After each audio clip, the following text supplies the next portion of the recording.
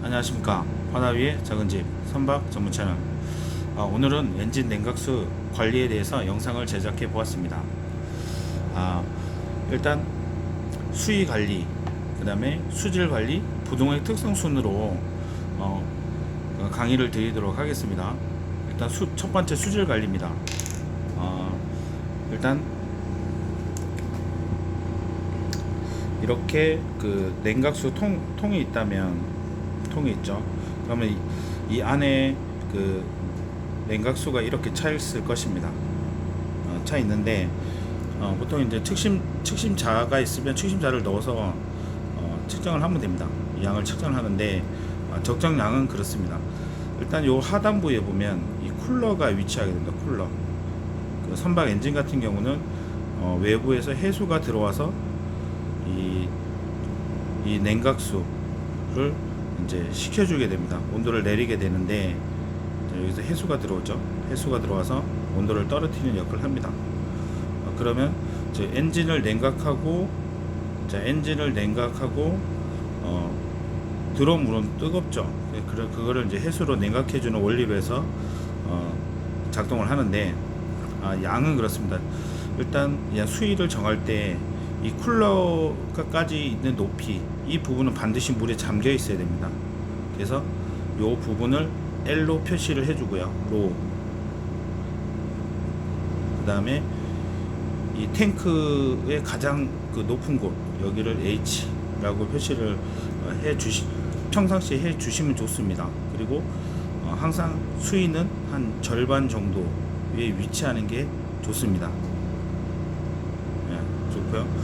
그리고 보통은 이제 이 뚜껑만 하나 덩그러니 달려 있는데, 그 후라시로 이렇게 비춰서 이제 높이를 이렇게 재고하는데 좀 힘들 겁니다. 그럴 때는 그 줄자를 좀 잘라가지고 이렇게 집어넣었을 때 이 깊이, 자, 쿨러 상단부부터 탱크 상단부까지 이 높이를 알고, 그 다음에 거기 묻어 나오는 그 냉각수를 이렇게 계산을 해 보시면 수위 관리는 충분히 가능할 것 같습니다. 이렇게 해서 수위 관리를 하시면 되고요. 그 다음에 이제 그 수질 관리입니다. 수질 관리인데, 이 엔진을 계속 이렇게 순환을 하다 보면 이게 오손이 됩니다. 오손. 이게 뭐냐면 엔진 안에 그 뭐 찌꺼기라든가 이런 게 계속 이렇게 물에 용해가 됩니다. 용해.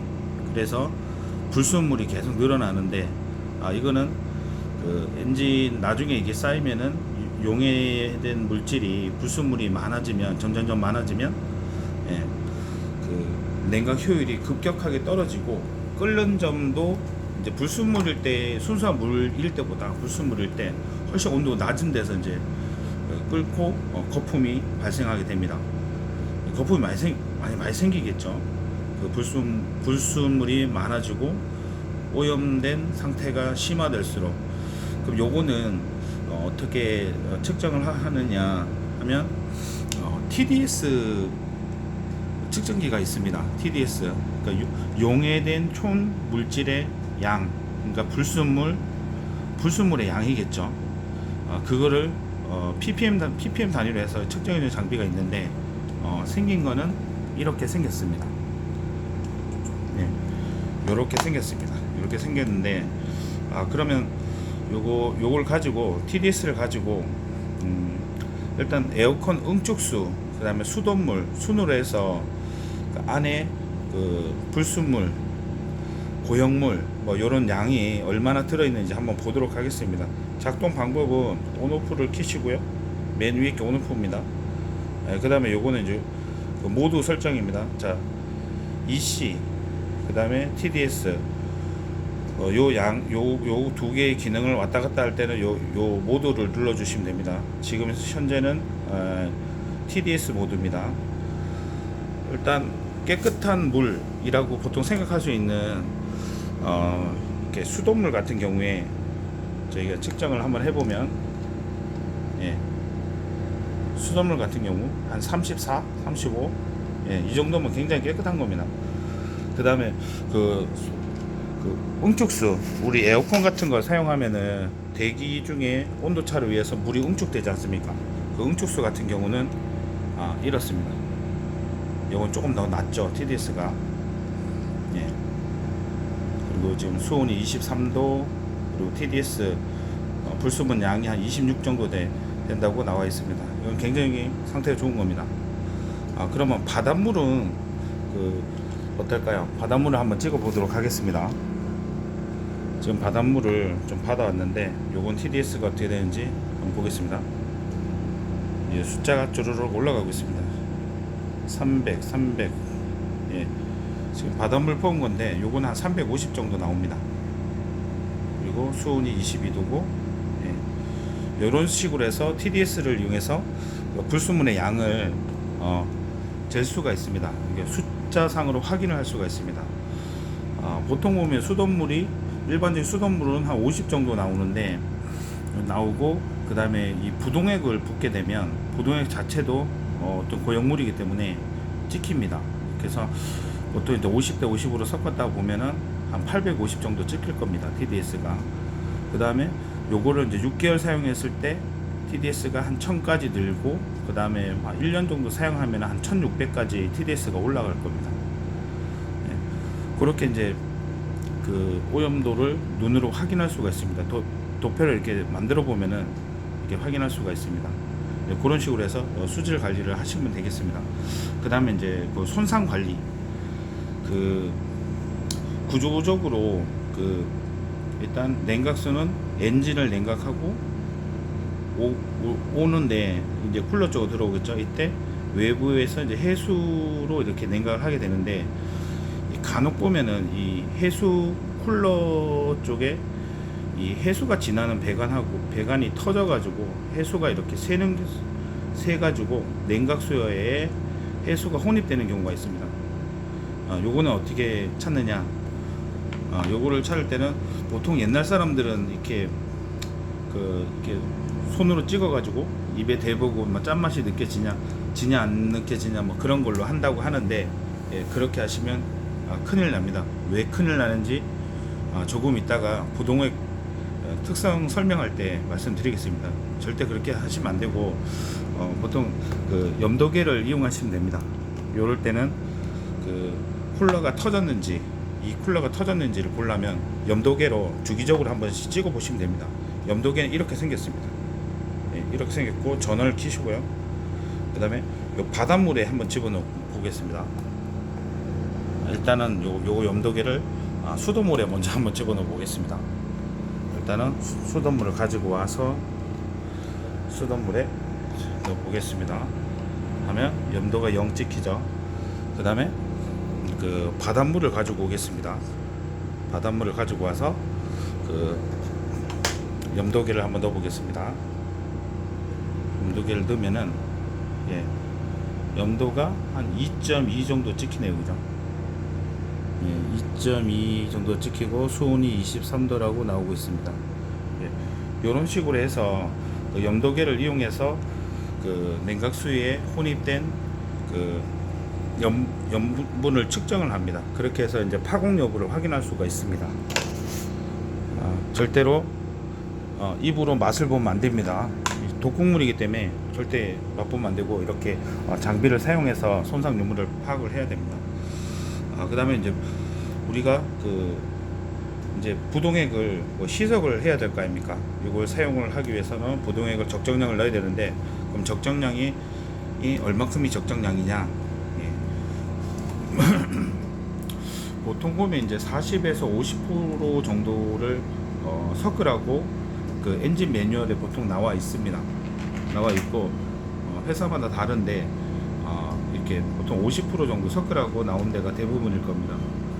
그러면 저희 배 같은 경우는 요 제품을 씁니다. GS 칼텍스에서 나온 이 쿨런트, 이걸 씁니다.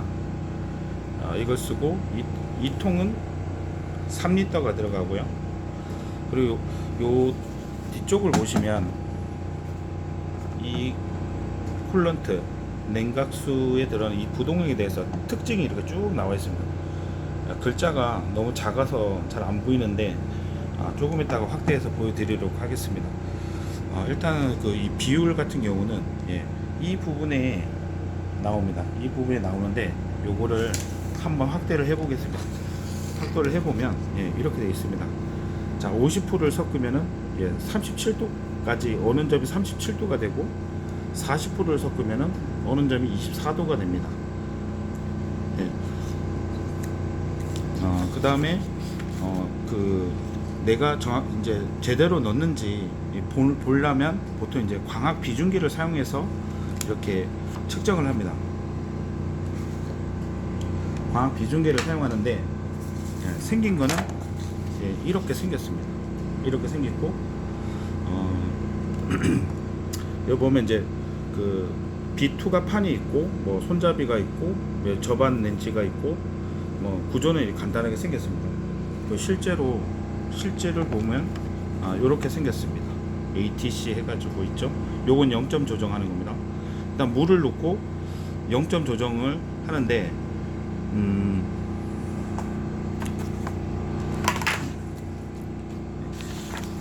일단 물을 놓으면 파랗게 보이거든요. 파랗게 보이는데 맨 밑에 보면 워터 라인이라고 있습니다. 그 라인에 파란선이 오게끔 아까 요 부분을 돌려주시면 됩니다. 돌려서 그 기준 라인에 맞추고 그 다음에 닦아내고 그 다음에 냉각수를 떨어뜨려서 측정을 했을 때 이 가운데 보면 어느 점이 있거든요. 저희는 이제 에틸렌 글리콜을 사용을 하는데 이 제품이 이제 에틸렌 글리콜이라고 여기 나와 있습니다. 그래서 한쪽은 PG 프로필렌 글리콜, 한쪽은 EG 에틸렌 글리콜, 그래서 두 개를 표시하게 됩니다. 냉각수가 두 종류가 있거든요. 두 개가 이렇게 같이 나와 있습니다. 여기서 마이너스 24도, 뭐 마이너스 38도 부족하면은 조금 냉각수를 이제 부동액을 조금 더 추가해 주시면 됩니다. 요걸로 측정을 하시고요. 이게 광학 비중계입니다. 이름이. 그 다음에 섞는 건 이렇게 섞으면 되고, 그리고 아까 입으로 이렇게 대면 안 된다고 그랬는데 안 되는 이유가 있습니다. 일단은 이 제품은 일단은 맨 하단에 나와 있는 이 부분이 유해 문구인데 잘 안 보여서 확대해서 보도록 하겠습니다. 여기 확대해서 보면은, 자, 이 제품은 눈에 심한 자극을 일으키고 태아와 그 생식 능력에 손상을 줄 수 있다, 이렇게 되어 있습니다.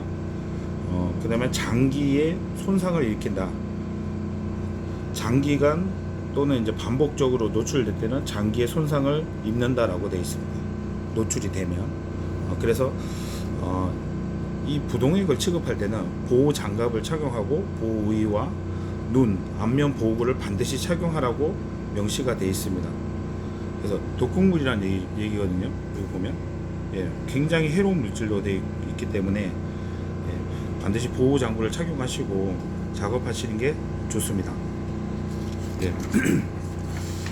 그리고 이 제품은 이제 수명이 얼마나 되느냐, 이제 보통 이제 쓰는 게 그 부분은 요 부분에 나와 있습니다. 요 부분에 보면 잘 안 보이는 거 확대해서 보면 이렇게 되어 있습니다. 수명은 보통 한 2년 정도 됩니다. 2년 정도 되고, 그리고 이제 색상은 이제 녹색이고 3리터짜리고 그렇게 나와 있네요. 그리고 요거는 에틸렌 글리콜이라고 나와 있습니다. 요거 다른 냉각수가 두 종류가 있는데 보통 그게 섞이면 안 되거든요. 자기 배가 어느 걸 쓰는지 그걸 확인하시면 되겠습니다. 두 개입니다. 여기 보시면 이제 두 개가 있습니다. 에틸렌 글리콜, 프로필렌 글리콜. 요거 확인해서 사용하시면 되겠습니다. 지금까지 그 냉각수 관리에 대해서 영상을 한번 제작해 보았습니다. 지금까지 시청해 주셔서 감사합니다. 구독과 좋아요는 영상 제작에 큰 힘이 됩니다. 구독과 좋아요 꼭 한번 눌러주세요. 감사합니다.